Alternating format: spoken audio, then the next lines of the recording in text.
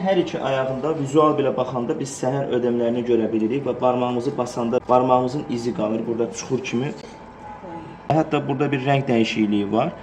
Bunun sonoqrafik olaraq da baxanda Dopplerdə yeraltı maye qatı var.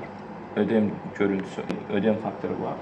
Və eyni bənzər görüntünü də biz sol ayaqda da görə bilirik. Yenə də burada maye qatını bunu görə. Bu maye qatının hesabına damar divarında periproses olaraq hansı ki Dopplerdə yazıb flebit, bəli, flebit görüntüsü var. Əslində bu flebit deyil də flebosklerozdur. Fleboskleroz bununsa səbəbi uzun müddət hər iki ayaqda olan xroniki ödem və eyni zamanda burada olan aseptik iltihabi prosesdir.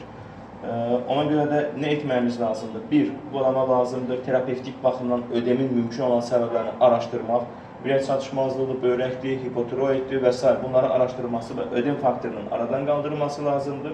Və ya dəstək müalicə olaraq limfadrenaj tətbiq oluna bilər ki, limfostazını azaltmaq məqsədi ilə bu tətbiq olunmalıdır. Və eyni zamanda bu dövr üçün dizə qədər kompresyon corab istifadə edə bilər, yenə ödemi azaltmaqdan ötürü. Buradakı qaralma isə bir daha deyirəm, bu damarla əlaqəli deyil. Bu flebit görüntüsü hər iki ayaqda əslində flebit deyil də flebosklerozdur və bu bir daha deyirəm, xronik prosesə bağlıdır. Xroniki ödəmə bağlıdır daha doğrusu. Ona görə də venaya da görə, həmin flebit görüntüsünə görə hər hansı bir fleboloji baxımdan müalicə lazım deyil.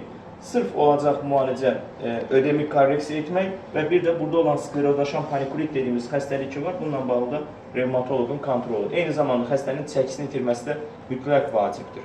Əks halda sağda da eyni vəziyyət başlaya bilir, daha da irəliləyə bilir.